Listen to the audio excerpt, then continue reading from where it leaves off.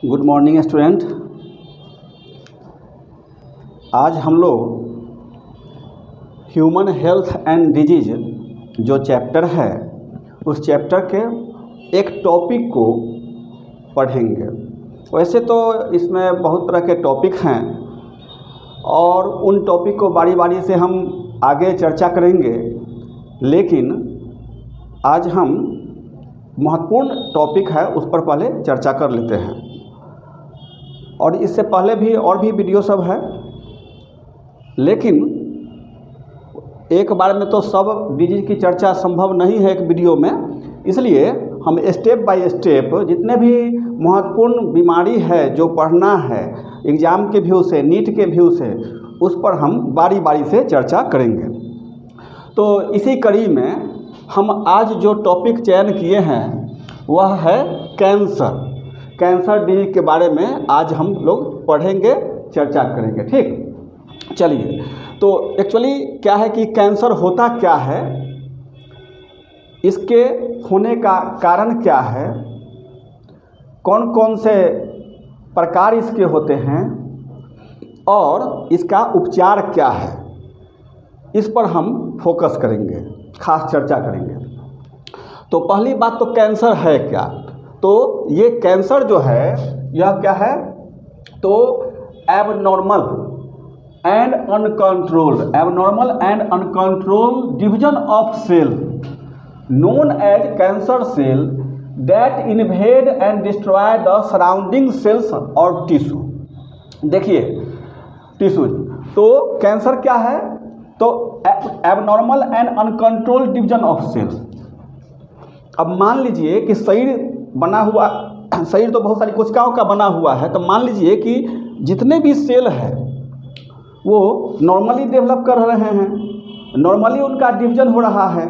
लेकिन अगर शरीर के कोई भी हिस्सा का अगर कोई कोशिका अनकंट्रोल्ड हो जाए, डिवीजन असामान्य हो जाए, यानी एबनॉर्मल हो जाए, तो वो कम समय में काफ़ी संख्या को बढ़ा लेते हैं, वो कोशिका काफ़ी संख्या को बढ़ा लेते हैं। जैसे मान लीजिए कि यहाँ पर सेल है, ये सब सेल हैं, और इन कोशिका में से कोई एक बीच का कोशिका, और भी कोशिका सब हो सकती है कहीं का भी, तो कोई एक सेल यह क्या है कि अनियंत्रित रूप से विभाजन करना शुरू कर दे, असमान एवं अनियंत्रित ढंग से।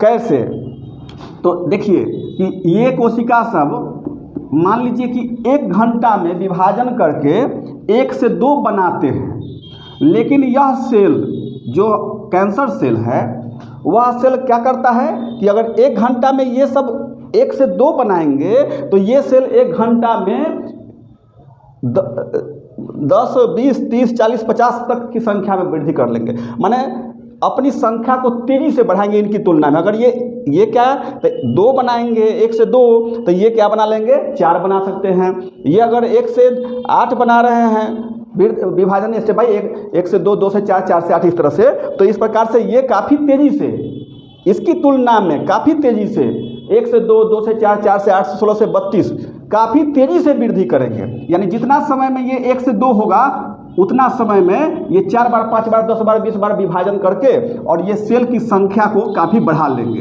तो यहाँ पर सेल की संख्या काफ़ी तेज़ी से बढ़ जाएगी। तो यहाँ पर क्या होगा कि चारों ओर से सेल सब एक खास प्रकार के सेल, यानी कि वह अपनी संख्या को बढ़ा लेंगे और यह एक प्रकार का ट्यूमर बना लेगा। क्या बना लेगा, ट्यूमर बना लेगा, यानी कि सेल मास जिसको हम ट्यूमर कहेंगे। यहाँ पर फिर से समझ लीजिए कि शरीर के जितने भी कोशिकाएं हैं वो समान रूप से विभाजन करते हैं, कोई गड़बड़ी नहीं है, जैसे होना है विभाजन वैसे हो रहे हैं।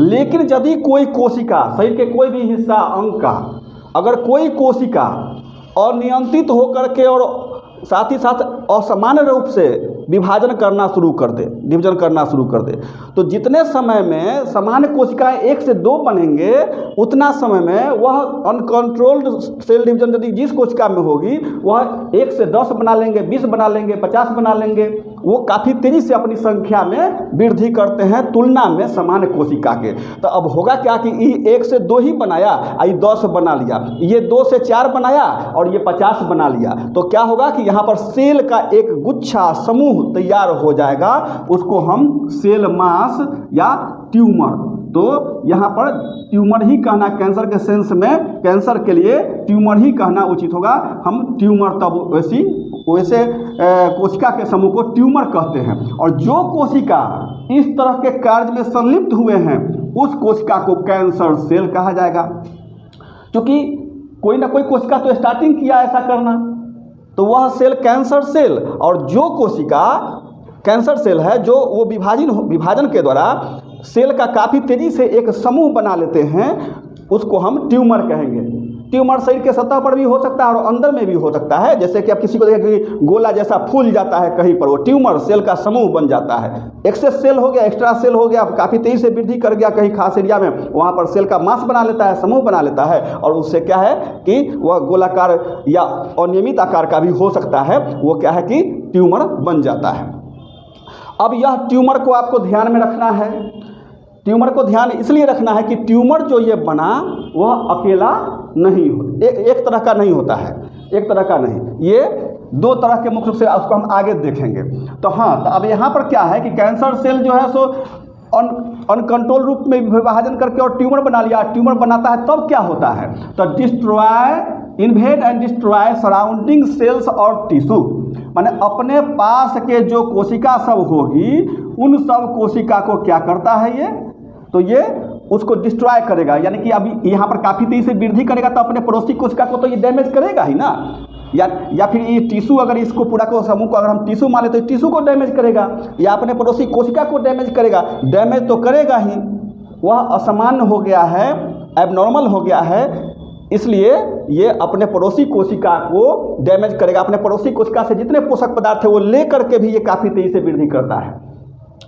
अब क्या है, तो जैसे मान लीजिए आप कोई कहीं पर बहुत सारे बस्ती में लोग सब रह रहे हैं, सब एक नियम के तहत चल रहे हैं, और उसी में से कोई ऐसा भी घर है जो किसी नियम, समाज के नियम को माने ही नहीं, अनियंत्रित हो जाए, तो वो सबको डिस्टर्ब करेगा। वही बात है यहाँ पर कि सब सेल समान है, इसी में से कोई कोशिका असामान्य हो गया, विकृत हो गया, दोषपूर्ण हो गया, और वो काफ़ी तेज़ी से विभाजन करने लगा, सेल का समूह बना लिया, ट्यूमर बन गया वो।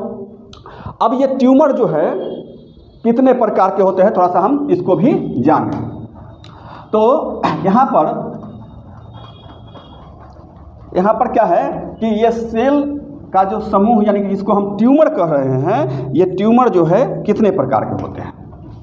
अब देखिए, ये ट्यूमर मुख्य रूप से 2 प्रकार के होते हैं। ट्यूमर्स जो होते हैं ये 2 प्रकार के है ना, 2 प्रकार के। एक ट्यूमर जो होंगे वह क्या, तो बिनाइन ट्यूमर, ठीक है, और दूसरा होगा मैलिग्नेंट ट्यूमर्स। तो क्या है कि ट्यूमर्स जो बनाया, याद रखिए, यानी कि कैंसर सेल काफ़ी तेज़ी से विभाजन करके और सेल का काफ़ी समूह बना लिया, और ये समूह जो है कहीं पर गोला के रूप में फूल जाता है शरीर के बाहर या भीतर, वो सेल का समूह गुच्छा बना लेता है, यानी कि ट्यूमर बना लिया ये। तो ये ट्यूमर 2 तरह का, एक बिनाइन ट्यूमर और दूसरा क्या हो जाएगा, तो मैलिग्नेंट ट्यूमर। बिनाइन ट्यूमर और मैलिग्नेंट ट्यूमर। अब देखिए, बिनाइन ट्यूमर जो होता है वह ट्यूमर नॉन कैंसरस होता है, नॉन कैंसरस होता है, और ये ट्यूमर जो मैलिग्नेंट ट्यूमर जो होते हैं वो ट्यूमर वास्तव में कैंसरस ट्यूमर होते हैं। ट्यूमर्स ऐसे भी याद रखना, ध्यान रखना है। यानी कि बिनाइन ट्यूमर 2 तरह का बन जाता है। एक होता है वह क्या, तो नॉन कैंसरस होता है जो बिनाइन होता है, और मैलिग्नेंट ट्यूमर जो होते हैं वो कैंसरस ट्यूमर होते हैं।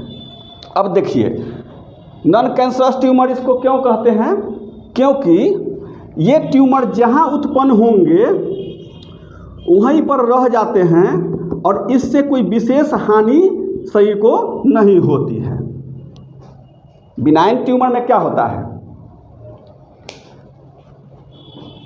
बिनाइन ट्यूमर में इसकी कोशिका का अनकंट्रोल होती है, लेकिन जहाँ पर ये विभाजन करती है ये वहीं तक सीमित रह जाते हैं और ये ज़्यादा नुकसान नहीं पहुँचाते हैं।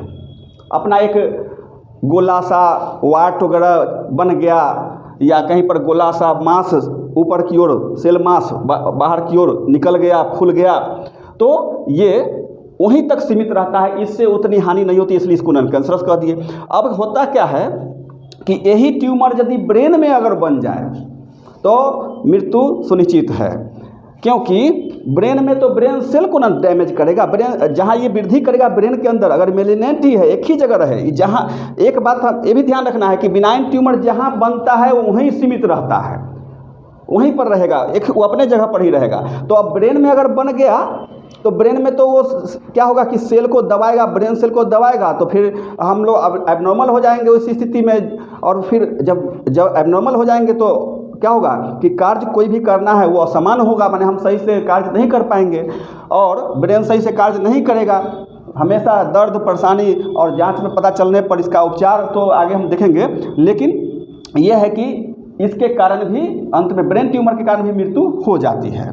तो इसलिए ब्रेन ट्यूमर में अगर होता है यही ट्यूमर फिक्स है, ये बिनाइन एक ही जगह पर रहने वाला, बिनाइन अगर होता है तो वहाँ पर ब्रेन ट्यूमर के केस में मृत्यु होगी। लेकिन अगर शरीर के बाह पर हो गया, पैर में हो गया, पीठ पर हो गया, तो उतना कोई ज़्यादा प्रभाव इसका नहीं पड़ता है। दूसरी ओर वही देखिए कि जो मेलिनेंट ट्यूमर होते हैं, मेलिनेंट ट्यूमर, अब ये मेलिनेंट ट्यूमर की कोशिका, ये भी अपना एक ट्यूमर है तो समूह, सेल का समूह होगा। तो इसकी क्या खासियत है, विशेषता है, तो मेलिनेंट ट्यूमर की जो कोशिका होती है यह कोशिका मूवेबल होती है। यानी कैंसर सेल की सबसे बड़ी खासियत है कि वह अपने पड़ोसी कोशिका से कोई माने मतलब नहीं रखती है, उसको जो मन में आएगा वही करेगा ये। तो ये कोशिका ट्यूमर तो बना लिए, लेकिन काफ़ी तेज़ी से ग्रो भी करेंगे और इनकी कोशिका जहाँ पर ये ट्यूमर बना है वहीं तक सीमित नहीं रहती है। ये ब्लड के माध्यम से, किसके माध्यम से, तो ब्लड के माध्यम से, ब्लड के द्वारा यह शरीर के विभिन्न भागों में पहुँचेंगे, शरीर के विभिन्न भागों में पहुँचेंगे और शरीर के विभिन्न भागों में, मान लीजिए कि बॉडी है यहाँ पर, तो बॉडी के डिफरेंट भाग में ये क्या है कि पहुँचेंगे। तो बॉडी के डिफरेंट भाग में अगर ये पहुँचते हैं तो जहाँ जहाँ ये जाएंगे वहाँ वहाँ ये ट्यूमर बना लेते हैं। यदि ये शरीर से जहाँ ये, पहली बात तो मेलिनेंट ट्यूमर में जो जहाँ ट्यूमर पहले तो एक ही जगह बनेगा और एक जगह बना, लेकिन इसकी कोशिका, मेलिनेंट ट्यूमर की कोशिका ब्लड के माध्यम से शरीर के विभिन्न भागों में जाएंगे और जहाँ जहाँ जाएंगे वहाँ क्या करेंगे, ये ट्यूमर बना लेंगे। तो शरीर के विभिन्न भागों में ये ट्यूमर बन जाएगा। शरीर के क्या है कि विभिन्न भागों में ट्यूमर, तो अब शरीर के विभिन्न भागों में यदि ट्यूमर बन जाता है तो सोचिए कि क्या होगा।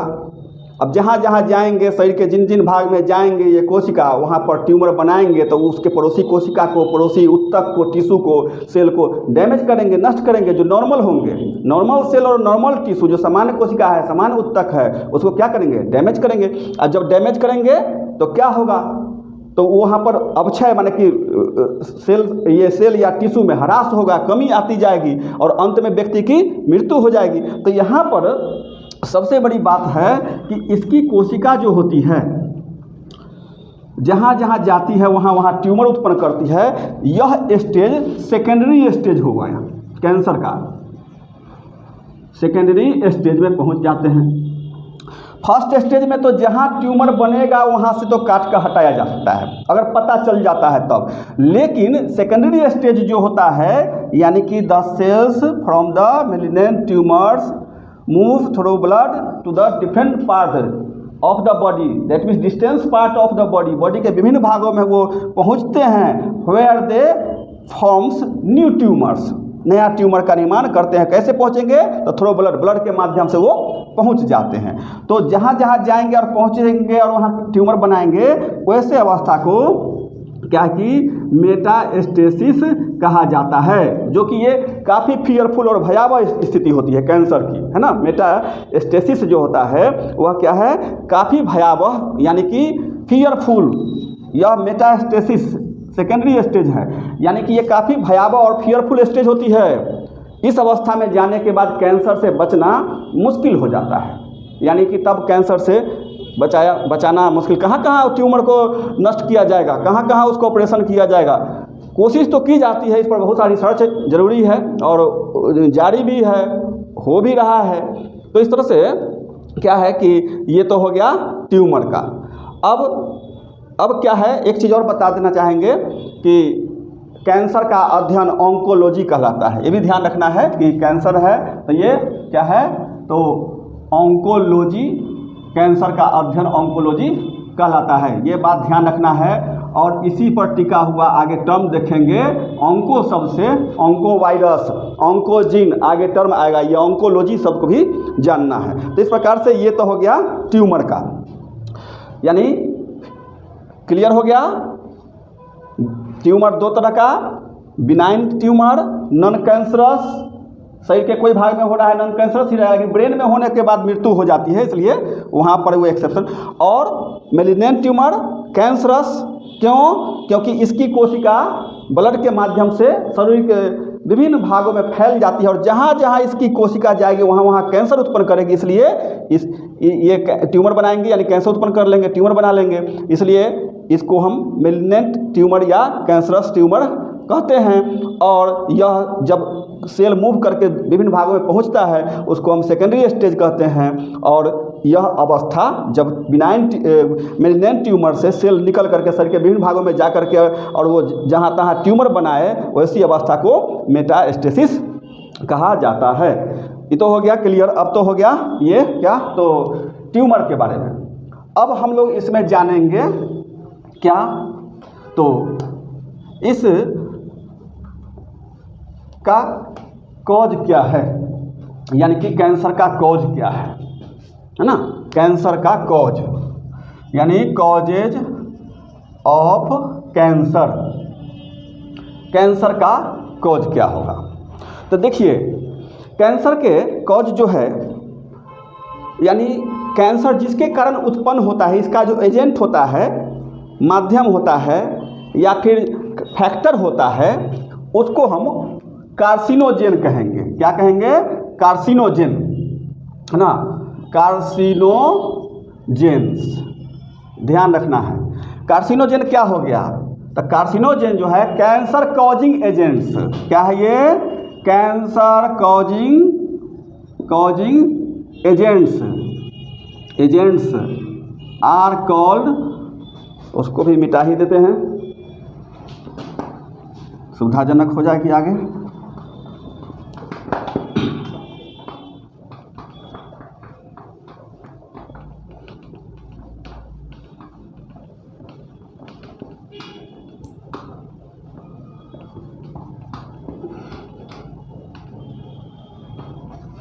देखिए तो क्या है कि cancer causing agents are called carcinogens. अब देखिए तो cancer causing agents are called carcinogen, में जो कैंसर उत्पन्न करेगा उसको हम कार्सिनोजेन कहेंगे। तो यह मुख्य रूप से 3 प्रकार का होता है। यह मुख्य रूप से क्या है, तो 3 टाइप्स, 3 प्रकार का होगा। एक में क्या, तो फिजिकल, है ना, एक में क्या होगा, फिजिकल एजेंट्स, है ना, फिजिकल एजेंट्स। इसमें क्या आएगा, तो जैसे एक्सरे, है ना, यूवी रेज, ये सब जो भी आयोनाइजेशन उत्पन्न करेगा सेल में एक्सरे। अब जैसे किसी व्यक्ति को बार बार एक्सरे करा दिया जाए, बार बार एक्सरे कराया जाए उसको, तो उसमें कैंसर की खतरा बढ़ जाती है, क्योंकि सेल से होकर के एक्सरे गुजरता है तो सेल के अंदर जो केमिकल्स होते हैं वो आयोनाइज हो जाते हैं और वह असमान कार्य करने लगते हैं, तो सामान्य कोशिका भी कैंसरस हो सकती है। यदि बार बार ऐसा हो, तब बार बार होने पर ये ध्यान रखिएगा, ऐसा नहीं कि एक दो बार कराए और डर जाइए कि नहीं कैंसर न तो हो जाएगा, ऐसी बात नहीं है। तो ये तो हो गया फिजिकल में। उसके बाद और क्या हो सकता है फिजिकल एजेंट्स में, क्या दूसरा क्या है तो केमिकल एजेंट्स है ना, केमिकल एजेंट्स।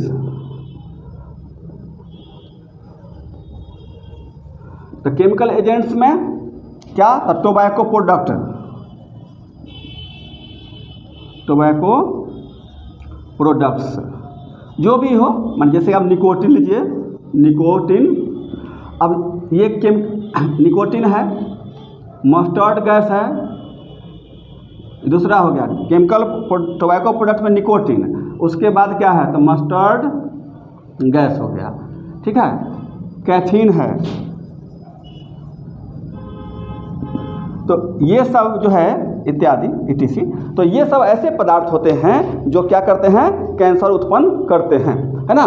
तो टोबैको प्रोडक्ट में क्या है कि तंबाकू से बनने वाली बहुत तरह की पदार्थ है जो मार्केट में अवेलेबल है और लोग उसको खाते हैं, तो उसमें निकोटिन पाया जाता है और वह निकोटिन जो है वह सेल के अंदर जाने के बाद सेल के क्रियाविधि को बिगाड़ देता है, जिसके कारण से क्या होता है तो कैंसर की संभावना बढ़ जाती है, ठीक है। तो इस प्रकार से उसका मस्टर्ड गैस है, कैफीन है, ये सब क्या है तो ये सब भी कैंसर कारक एजेंट के रूप में होते हैं, कैंसर उत्पन्न करते हैं, ठीक है। अब क्या है दूसरा देखिए बायोलॉजिकल एजेंट, है ना, बायोलॉजिकल एजेंट। इसमें और भी आता है, अल्फा बीटा गामा रे भी होगा, है ना, इसमें क्या तो अल्फा बीटा गामा रेज ये सब भी आता है रेज में, फिजिकल एजेंट में। ये सब अल्ट्रावायलेट सनलाइट से आती है, उसका समझ ही रहे होइएगा। तीसरा क्या है तो बायोलॉजिकल एजेंट्स, है ना, बायोलॉजिकल एजेंट्स। तो बायोलॉजिकल एजेंट्स में क्या हो जाएंगे, इसमें क्या हो जाएंगे तो देखिए इसमें ऑन्कोजीन, अब देखिए ऑन्कोजीन है बायोलॉजिकल एजेंट्स में। तो बायोलॉजिकल एजेंट्स में ऑन्कोजीन जीन डीएनए का टुकड़ा होता है, यानी कि a functional segment of DNA is known as gene. अब जीन जितने भी व्यक्ति हैं उन सब के शरीर में मौजूद है, डीएनए मौजूद है यानी जीन मौजूद है।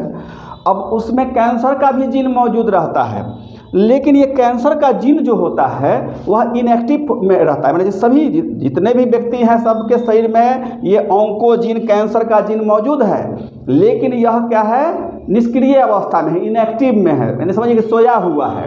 लेकिन जब यह एक्टिव होता है, सक्रिय होता है, तब वह कैंसर उत्पन्न कर देता है, तो उस अवस्था को प्रो ऑन्कोजीन बोलते हैं, माने वो इनएक्टिव फॉर्म है प्रो ऑन्कोजीन, ठीक। उसी प्रकार से बायोलॉजिकल एजेंट में ऑन्कोवायरस हो गया।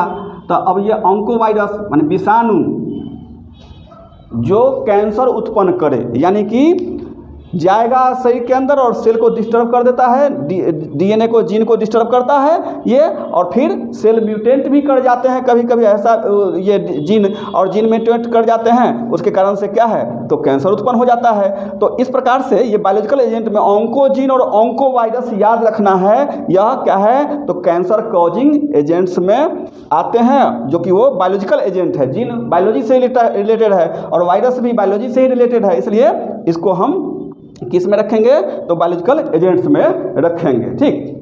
अब ये तो हो गया कि कैंसर का कारक क्या है। दूसरा इसमें देखिए कैंसर के कारक के बाद अब इसमें क्या है तो डायग्नोसिस, इसका जांच कैसे करेंगे, टेस्ट, है ना, टेस्ट इसकी जांच जो है वह कैसे होगी, तो वह क्या तो बायोप्सी टेस्ट द्वारा, है ना, बायोप्सी टेस्ट है, इसके माध्यम से क्या है कि हम जांच करते हैं। तो बायोप्सी टेस्ट एक तो हो गया कि कैंसर के लिए, और दूसरे उसके अलावे भी और भी है, वह क्या है तो वह है जैसे कि CT स्कैन के द्वारा पता कर लेते हैं, CT स्कैन के द्वारा पता कर लेते हैं। फिर हिस्टोपैथोलॉजिकल, है ना,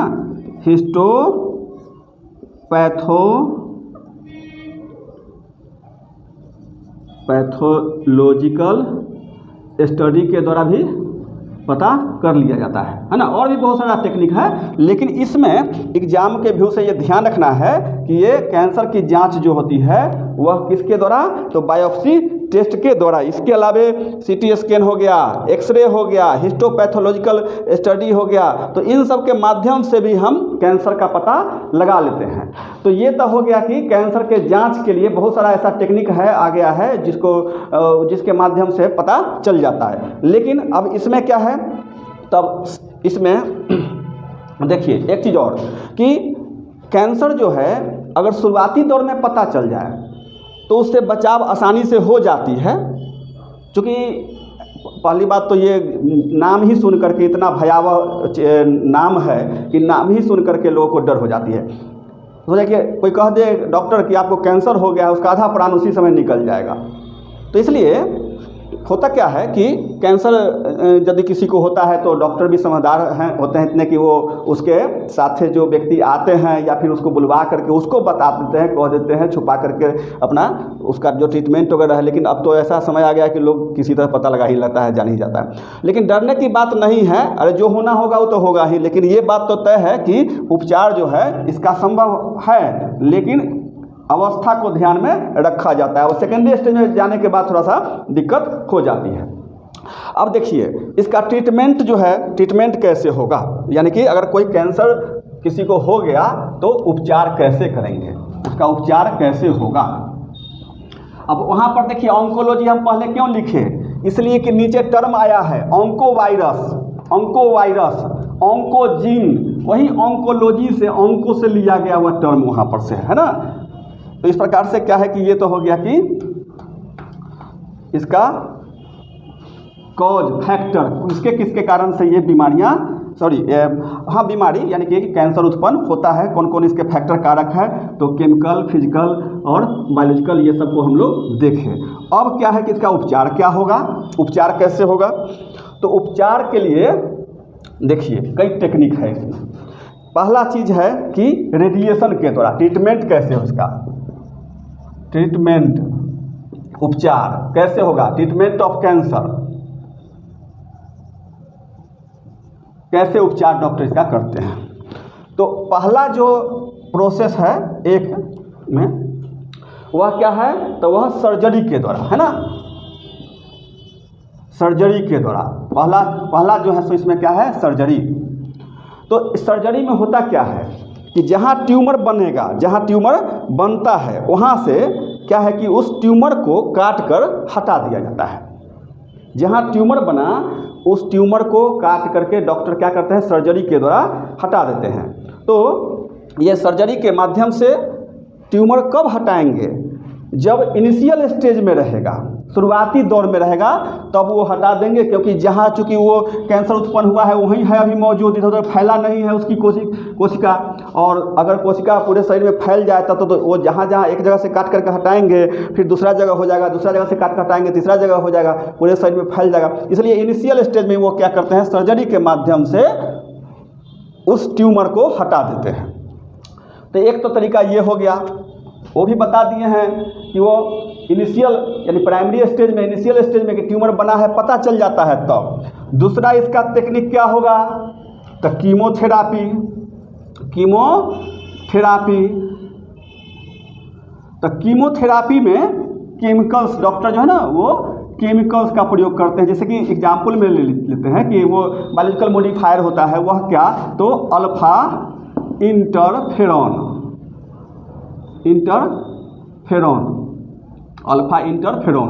ये क्या करते हैं कि कैंसर के सेल का जो कैंसर सेल जो होता है उसके वृद्धि को रोक देते हैं। अल्फा इंटरफेरॉन जो होते हैं वह क्या करते हैं, तो ये इम्यून सिस्टम को एडवांस करेंगे और कैंसर के जो सेल होंगे उसके वृद्धि को रोक देते हैं, या फिर उसका जो ट्यूमर होता है उस ट्यूमर को क्या करते हैं, ये वृद्धि को रोक देते हैं। तो अब यह क्या है कि इम्यून सिस्टम, माने इसके कारण से क्या है कि इम्यून सिस्टम एक्टिवेट हो जाते हैं, और इम्यून सिस्टम एक्टिवेट हो जाते हैं माने सक्रिय हो जाते हैं, और तब जा कर के ये कैंसर के जो ट्यूमर होते हैं या फिर कैंसर के जो ये सेल होते हैं उसको वो नष्ट कर देते हैं। तो ये तक कीमोथेरापी में आ जाएंगे। उसके बाद क्या है तो रेडिएशन के माध्यम से, है ना, रेडिएशन है ना, इसमें क्या करते हैं डॉक्टर कि रेज का उपयोग करते हैं ना, रेज का उपयोग करते हैं, जैसे कि एक्सरे हो गया या हाँ। तो अब इसमें क्या है कि जो सेल डैमेज हो जाते हैं, अर्थात क्या है, डैमेज कहते हैं, जो सेल कैंसरस हो जाते हैं उस सेल को नष्ट कर दिया जाता है, डैमेज कर दिया जाता है, नष्ट कर दिया जाता है इस रेडिएशन के माध्यम से। तो रेडिएशन में क्या होता है कि कैंसर सेल जो होते हैं या फिर उसका ट्यूमर होगा, उस ट्यूमर पर ही या उस सेल पर ही एक्सरे का इतना प्रभाव डाला जाता है कि वो कैंसर का सेल नष्ट हो जाए और उसके पड़ोसी कोशिका बच जाए। तो इस प्रकार से ये एक्सरे का उपयोग करके क्या करते हैं तो वो उसका ट्रीटमेंट करते हैं, कैंसर से बचाव करते हैं। और एक है और इम्यूनोथेरापी है ना, इसमें चौथा नंबर देते हैं, वह क्या है तो इम्यूनोथेरापी है ना। इसमें डॉक्टर क्या करते हैं तो इसमें मोनोक्लोनल बॉडीज का प्रयोग, एंटीबॉडी लिख देते हैं, तो मोनोक्लोनल एंटीबॉडी का वो प्रयोग करते हैं, उपयोग में लाते हैं मोनोक्लोनल एंटीबॉडी।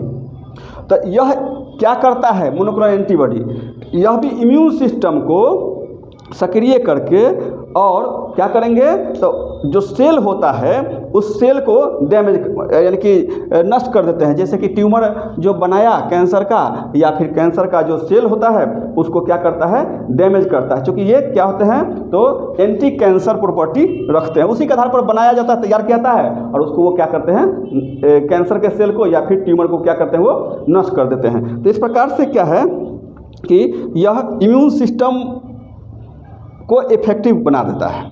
अच्छा, अब तो ये सर्जरी, कीमोथेरापी, रेडिएशन और इम्यूनोथेरापी इम्यून सिस्टम से जिसमें मोनोक्लोनल एंटीबॉडी आते हैं इसके माध्यम से उपचार करते हैं। लेकिन इसके अलावे भी बहुत सा ऐसा टेक्नोलॉजी डेवलप कर गया है जिसके माध्यम से कैंसर से बचाव की जा रही है।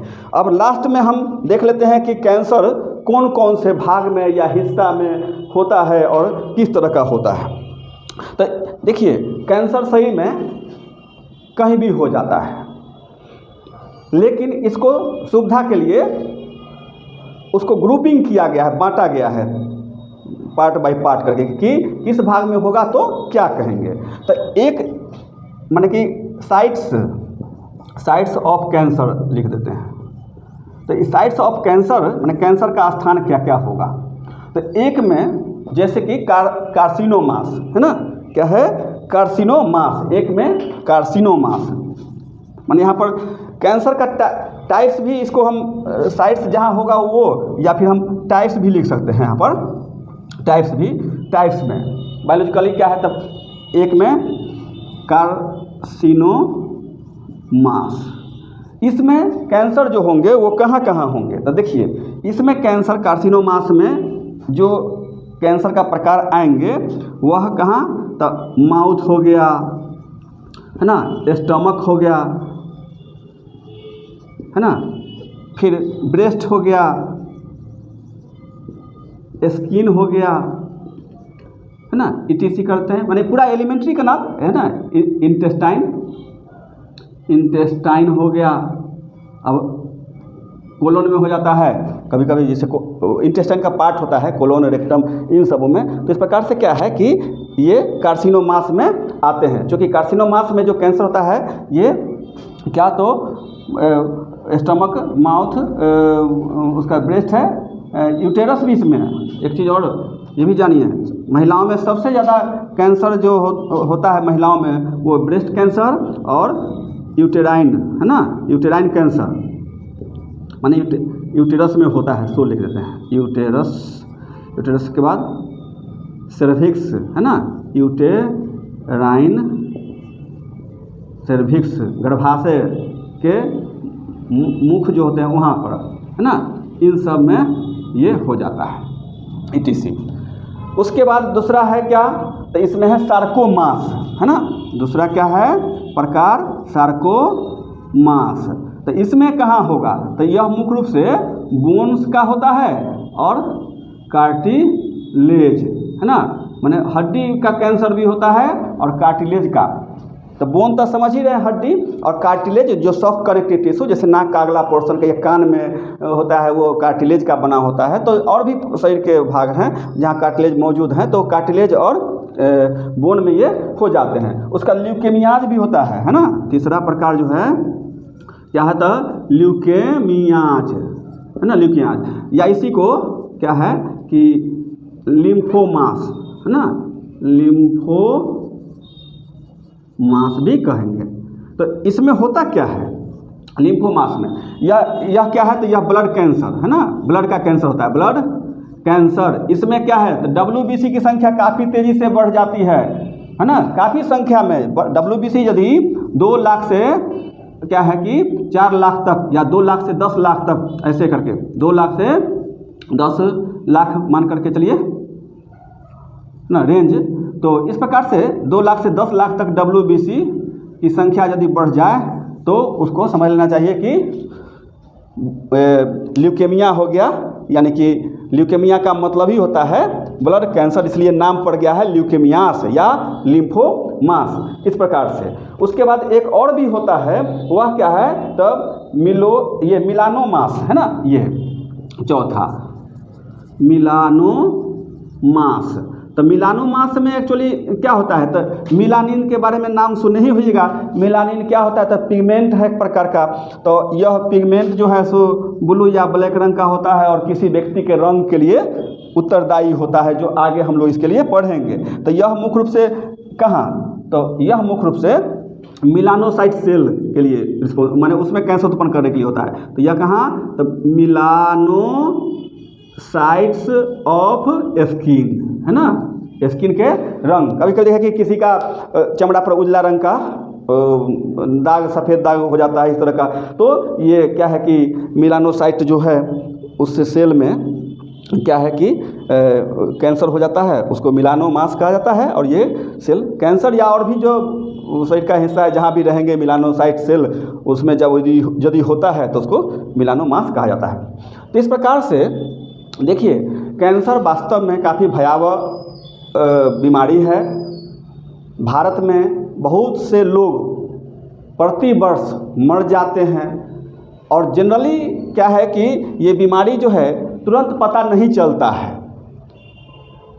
एक चीज़ और हम कहना चाहेंगे कि महिलाओं में जो कैंसर होता है वो तो हम बता ही दिए कि ब्रेस्ट कैंसर और यूटेरस का कैंसर हो गया, और ये यूटेराइन सर्विक्स होता है उसका कैंसर। लेकिन एक पुरुष में ध्यान रखिएगा कि पुरुष में जो कैंसर होता है वह सबसे अधिक ज़्यादा देखा गया है प्रोस्टेट कैंसर, है ना, प्रोस्टेट कैंसर, है ना, प्रोस्टेट ग्लैंड का नाम है ना।